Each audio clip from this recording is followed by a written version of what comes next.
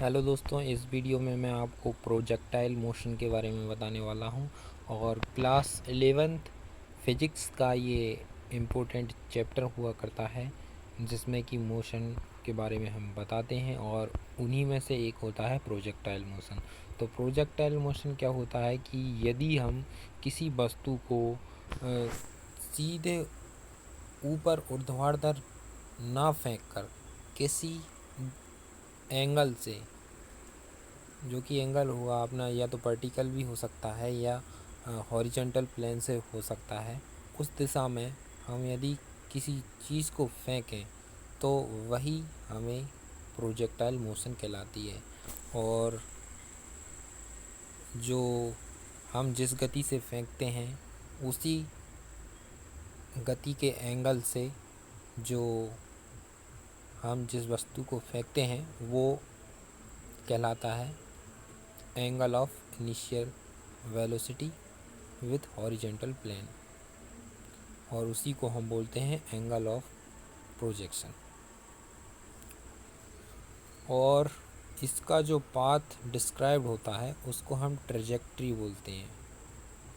हिंदी में इसका नाम नहीं आ रहा है।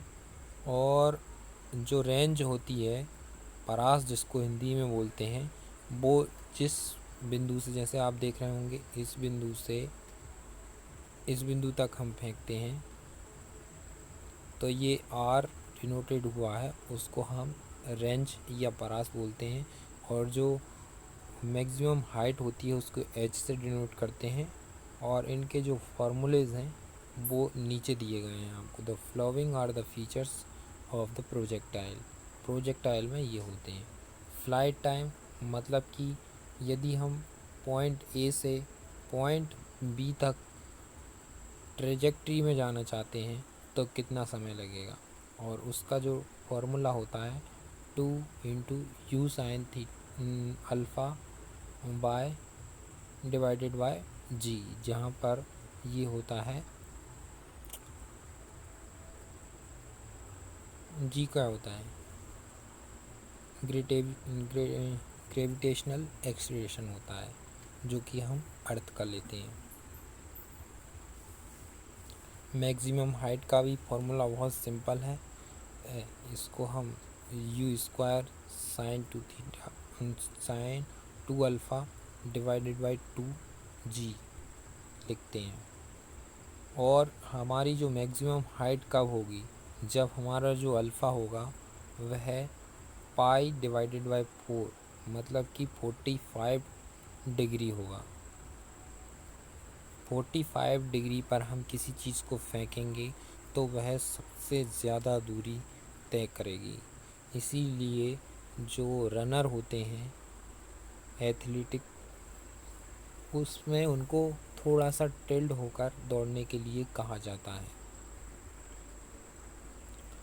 वर्टिकल प्रोजेक्शन में हम जो एंगल होगा वह 90 डिग्री हो जाएगा, क्योंकि वर्टिकल मतलब ऊपर, बिल्कुल ऊपर।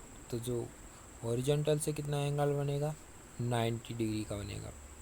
पाई डिवाइडेड बाई 2 ये कितना होगा, 90 डिग्री होगा। और आपको यदि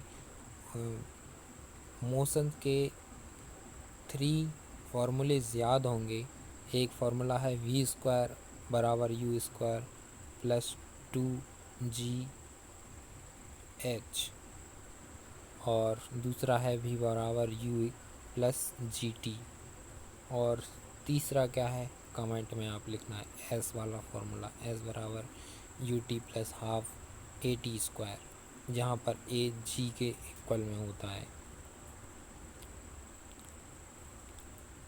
तो